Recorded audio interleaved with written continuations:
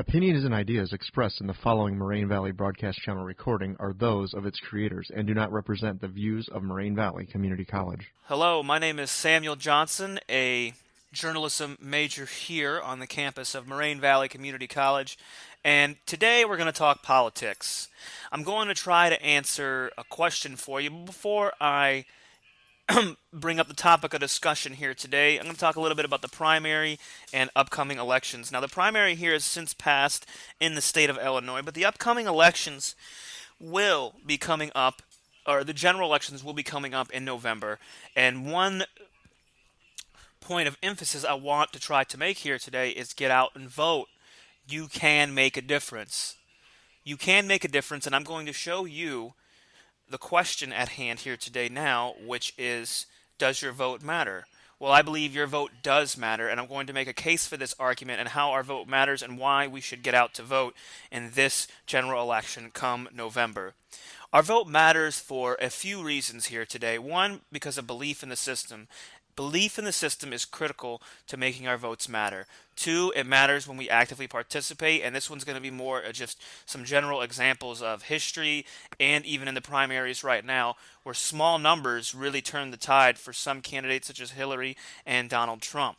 And lastly, realignment, where the system that we're set up in is a two-party system, and it is really the voice of the people and the ability to shape the political parties to our views is something that takes everyone's active participation in voting.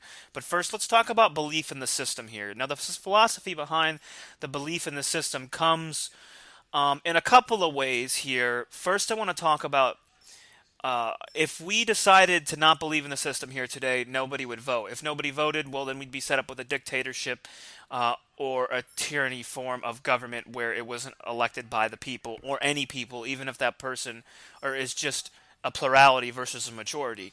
But in this case, this is a very extreme concept for some people, like, oh, well, somebody's always going to vote. But we have to remember, if nobody believed in the system to vote in the first place, well, then we simply wouldn't have elections at all. So we got to learn, first off the bat, that belief in the system is critical to having our votes matter, or feeling like we can make a difference, and showing that we can with history backing us up.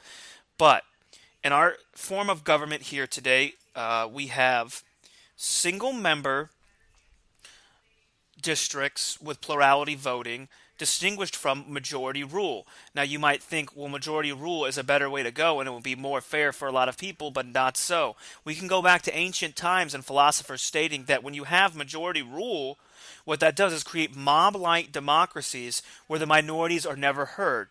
Much like here today in our society, and Pulitzer Prize economist winning Kenneth Arrow also suggested that our votes really, at the end of the day, may not matter because of the rules that dictate the outcomes. And in our case, it's the plurality rules. And why the people that lose may feel like their votes didn't matter. In the society we live in today, the reason why we have plurality rule, or the person with the most votes wins in that county, and then who wins the most counties wins the state, who wins the most states wins the most number of delegates, which becomes the nominee, which in turn will go for the general election come November. But what we have to understand here is having belief in the system gives the voice to the minority. Even James Madison in the Federalist Papers stated that we must not have, or excuse me, I'm paraphrasing here, but he stated to the effect that in majority rules forms of government, tyranny tends to follow. And that's why the federalism is separated into certain powers delegated by the states and the federal government, and it's why we have a plurality system. The idea that somebody in Montana can have just the same amount of votes or say in issues as somebody in New York City, because New York City's population to even the capital in Montana just simply wouldn't be there without having a plurality voting system to where it's set on a certain number of delegates or electoral votes when it comes time for the general election. So we have to understand our belief in the system is not necessarily because our candidate, we want them to win every time, but it's because it gives the minority a voice that in other societies, such as the United States, if we have such a large population and diverse cultures here, spanning from Georgia all the way to Washington, it doesn't even look like the same state. So it may not be perfect, and according to a study done by MIT, analyzing Kenneth's theorem, if you will, on the rules and how our votes matter, it was stated that in the end, no election process will be perfect. There will always be advantages and disadvantages, but the way that our country is set up is to give the minority a voice above all else. And that's the kind of thing that we have to have belief in order for making our votes work or feeling like our votes matter. It comes with belief in the system first off. But secondly, it can also come when we actively participate. This is going to be a little bit more hard number facts to back up the philosophy or this belief in the system here. Now, this first one is taken from Hillary Clinton's running. She took the state of Pennsylvania. Now, this is one county, Susquehanna County. I apologize if I did not correctly pronounce that, but here we have relatively small number of votes turnout here for this county, and this is what I'm talking about when voices of minority are heard. Hillary Clinton beat out Bernie Sanders 1680 to 1602. So only 78 votes separated the number of delegates that were awarded from this county to Hillary Clinton. There's the idea that even though there's only a handful of people in there, their voices and issues can still be heard in a state like Pennsylvania, where Pittsburgh can outnumber this population by a vast majority.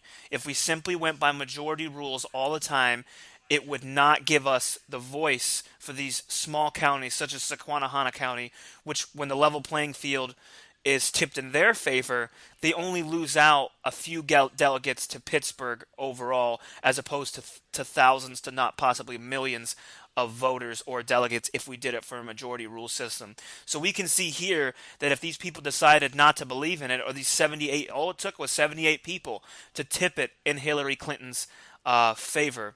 But it's not just Hillary Clinton who's favoring from the rules here and the belief in our system. Let's take Donald Trump, for instance, here, where in Tompkins County, New York, in the latest primaries, he actually only won by 122 votes of this county, totaling just around 6,000 individuals. So once again, we can see level playing fields created for the minority in a majority rule system that simply would not be. And in this case, the only difference was 122 votes.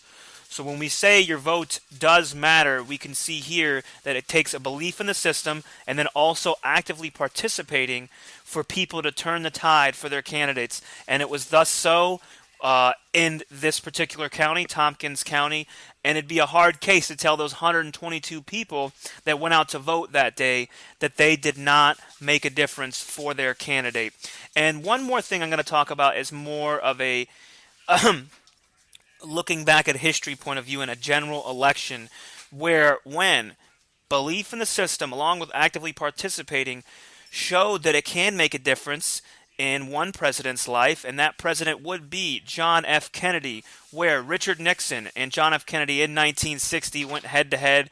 One of the closest elections to date in our history. The electoral vote was 303 to 219, but out of nearly 70 million people that voted, the turnout here, as it will, or the difference, was only about 112,000 individuals, 49.72% to 49.55%.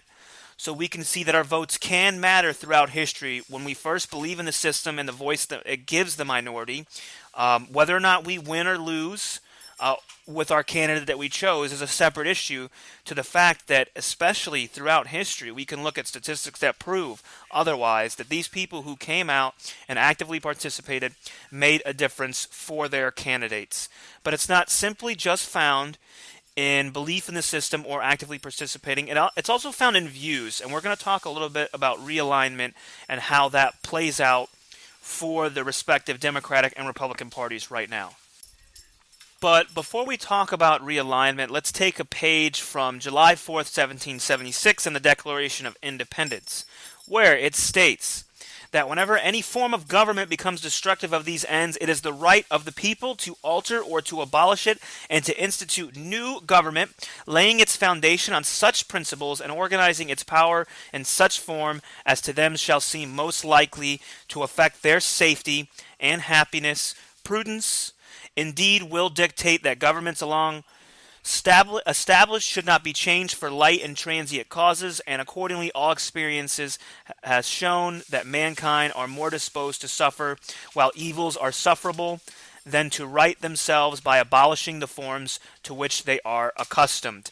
This right here shows us that as people in the United States, we are the ones who have the final say when it comes to the votes. We've already seen how statistically this can turn the tides for the candidates, but more realistically, when we look to even Trump and Sanders and their what some would call, or their populist movements, if you will, and how they're anti-establishment or anti-government.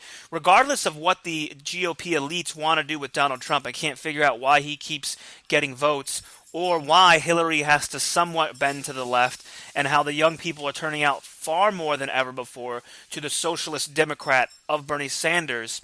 It is the voice of the people that shape political parties, to where regardless of the elites in these two parties, they have to go after what the people say. If the people want a more populist movement or a more socialist form of government, then that's the way that the Democratic Party is going to have to change to, because if they wanted to keep Hillary and their views, she simply wouldn't get elected. That's not the case at this time. You make the argument for Donald Trump as well, where the GOP elites complain he's not what our Republican Party is all about. But it's the people that shape the forms of the party. And as we can see, the people are voting for Donald Trump, and in the last 5 contests, over the majority has voted for Donald Trump, and over 50% of the vote, regardless of the plurality system that we live in. So we can see that once again, Republican Donald Trump is shaping the political party of for the future.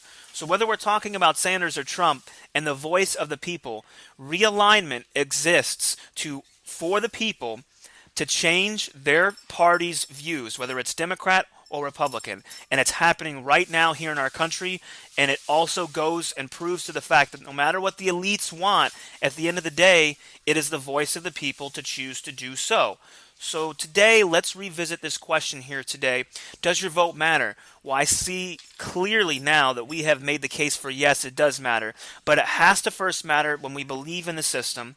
It secondly matters when we actively participate, as we can see from the results. And thirdly, it matters when it comes to realignment and shaping our parties to what we see fit and the candidates that we see are most aligned with our plurality voting system. And remember, once again, the plurality voting system is not perfect, but it sets in place a comfort or safety net for the minority votes to stop or inhibit a mob rule.